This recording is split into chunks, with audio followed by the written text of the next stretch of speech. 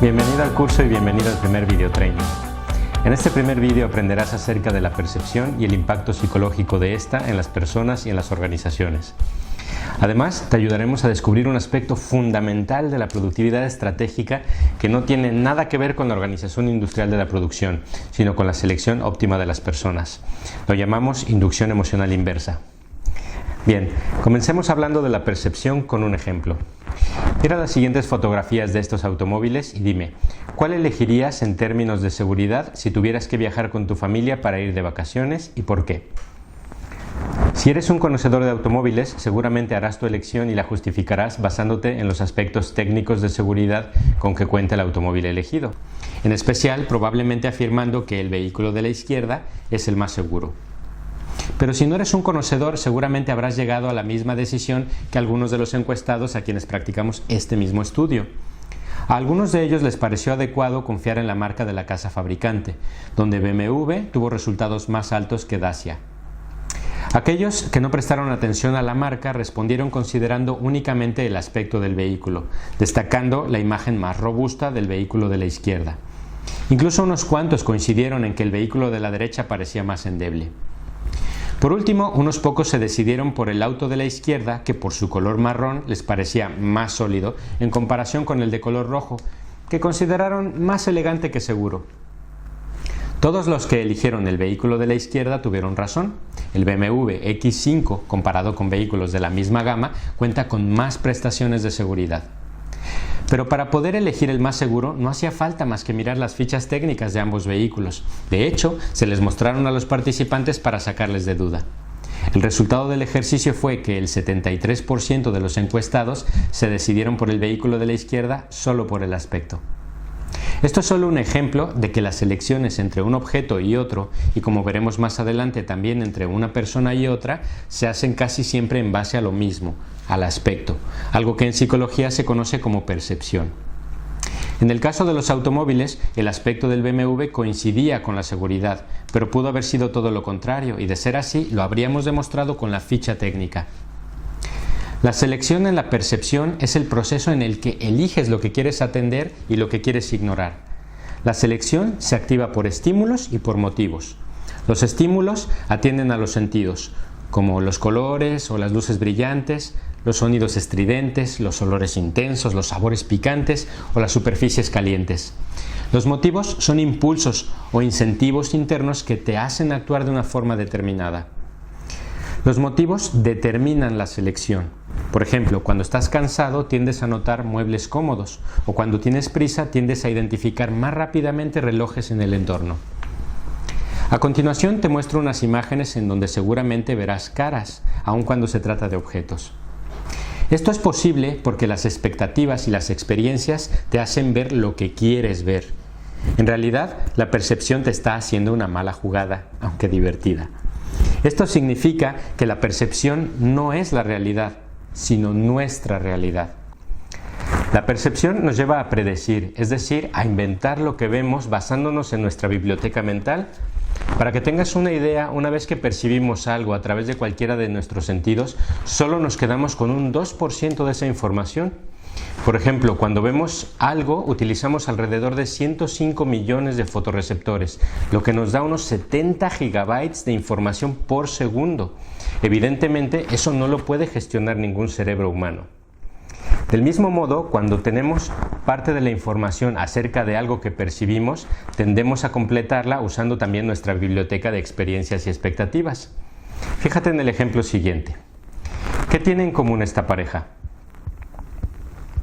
Si has pensado, entre otras cosas, que están desnudos, acabas de ser víctima de tu propia percepción. En realidad no lo están y lo que tienen en común es la pulsera.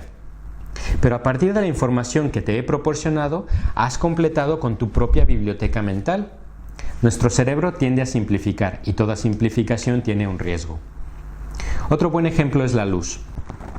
La siguiente imagen muestra el espectro de colores que podemos ver los seres humanos. Pero si te fijas debajo, la longitud de onda que somos capaces de percibir es prácticamente insignificante en comparación con el océano de ondas que no somos capaces de ver. Por tanto, la realidad es mucho más grande y nos supera.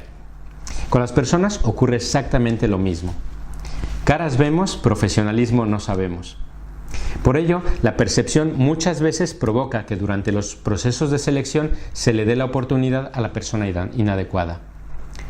Cuando no hay elementos objetivos para emitir una opinión sobre el desempeño de una persona, diferenciar entre un empleado con talento y uno nocivo puede ser muy engañoso.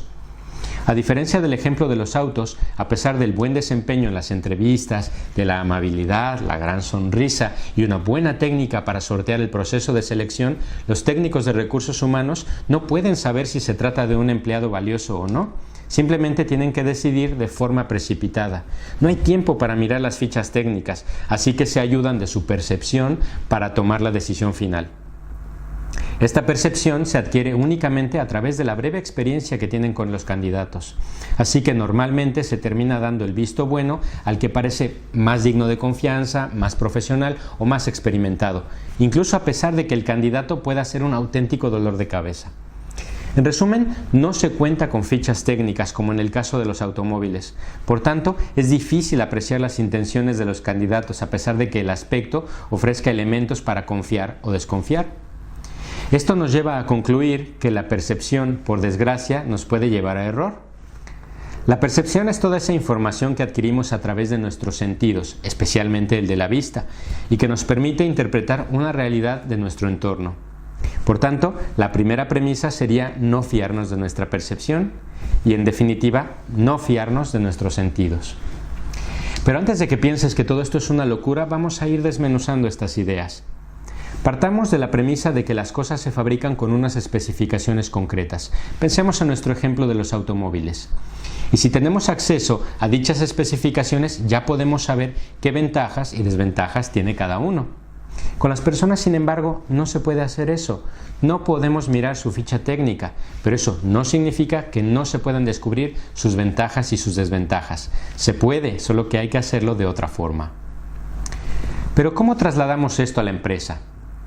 Pues bien, en las organizaciones hay gente de todo tipo, gente en la que podemos confiar y gente en la que no. ¿Y por qué ocurre esto? ¿Cómo es que abrimos la puerta de la empresa a gente indeseable? Ocurre por lo que ya hemos visto, precipitación basada en percepción.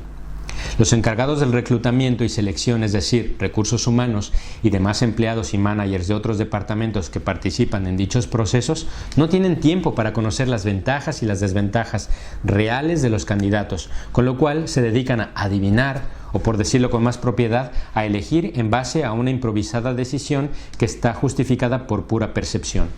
En definitiva, pueden llegar a elegir a un mal candidato sin saber que probablemente el que tiene peor aspecto puede ser mucho mejor persona. Pero no solo es que no tengan tiempo para conocer las ventajas y desventajas de los candidatos, considerando las grandes cantidades de solicitudes de empleo que reciben al día. Además, tampoco cuentan con la formación y apoyo adecuados para hacerlo, es decir, no saben hacerlo. Y si lo saben, la empresa no les da la oportunidad de hacerlo. La empresa normalmente justifica esto diciendo que es debido a la vorágine y gran cantidad de trabajo, pero no es más que un pretexto. En realidad, es parte de la política de la empresa que ignora la desventaja que esto le provoca, es decir, una mala estrategia. Es verdad que los técnicos de recursos humanos se basan en unas fichas técnicas que llamamos currículum, pero en los tiempos que corren, basarse únicamente en ese papel no es funcional. No lo es por varios factores. El primero es que la gente miente cada vez más en el currículum, independientemente de sus capacidades. Incluso gestores de capital humano y headhunters poco profesionales, de forma no oficial, recomiendan hacerlo a los candidatos, aunque ellos no lo llaman mentir, sino maquillar el currículum. Segundo, aunque el currículum fuera reflejo fiel del candidato, solo se limita a listar cronológicamente la experiencia previa y la formación profesional, así como unas cuantas cosas más. Pero ninguno puede reflejar los aspectos emocionales, de personalidad, las competencias y las intenciones de los candidatos, lo cual, como veremos más adelante, es la verdadera esencia de la productividad, incluso por encima de las capacidades técnicas. Y con ello no queremos decir que el currículum no sirve para nada. Lo que afirmamos es que solo es una tarjeta de visita extendida. Obviamente tenemos claro que la decisión final de seleccionar a un candidato en las empresas no se basa únicamente en el currículum, sino también en la entrevista o múltiples entrevistas y pruebas o test. De hecho, todo proceso de selección que se precie de serlo, como mínimo debe evaluar lo siguiente. 1. Hacer una evaluación directa. 2. Realizar pruebas de conocimientos. Y 3. Hacer al menos una entrevista por competencias. Muchas empresas ni siquiera realizan lo anterior, que es lo básico. Y las empresas que lo hacen normalmente tienen el problema de que estas pruebas rara vez son realizadas por un profesional con la pericia y conocimientos adecuados para averiguar con seguridad esas ventajas o desventajas del candidato, lo cual es fundamental. Porque leer un currículum, o peor aún utilizar la popular y absurda técnica del barrido en diagonal de un currículum para con ello intentar saber si el candidato se ajusta al perfil de puesto, alberga el altísimo riesgo de abrir la puerta al empleado nocivo. ¿Cuántas veces no hemos escuchado entre compañeros que se dedican a realizar entrevistas el comentario: ¿qué te ha parecido el candidato de las 11 de la mañana? Y subrayamos parecido. Si algo te parece bien o mal, volvemos al principio de todo: percepción. Muy diferente sería emitir un juicio basado en evidencia real, sustentada en elementos medibles y demostrables, y no en un mero parecer o punto de vista. Y lo mismo pasa con los tests psicológicos y psicotécnicos. No menospreciamos los incalculables y utilísimos esfuerzos de científicos que han trabajado desarrollando inteligentes métodos para facilitar el reconocimiento de rasgos de personalidad, como la psicología analítica de Carl Gustav Jung o el método Myers-Briggs de Catherine Cook Briggs, por citar algunos. El problema radica en que dichos tests se utilizan e interpretan de forma laxa, lo que los convierte prácticamente en meros signos zodiacales.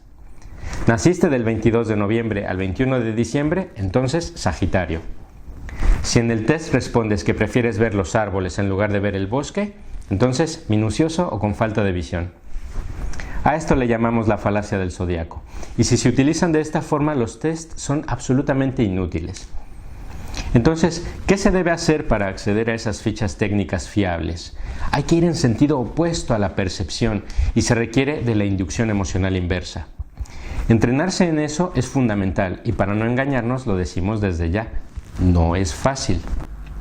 Este concepto se refiere a descubrir los detonantes de las actitudes, respuestas y en definitiva de las emociones de los individuos y también el impacto de estas en un ámbito determinado, en este caso el trabajo. Con ello podremos conocer un poco más esas fichas técnicas internas de las personas, lo cual nos ayudará a elegir de forma más acertada el capital humano de la empresa. Veremos en profundidad cómo sacar provecho de la inducción emocional inversa en el siguiente vídeo del módulo. Si tienes más preguntas acerca de la información ofrecida en este video training, revisa por favor el foro de comentarios. Ahí podrás encontrar información que puede resultarte útil. O envíame un email, estaré encantado de responderte tan pronto como sea posible. Muy bien, espero verte dentro de un momento.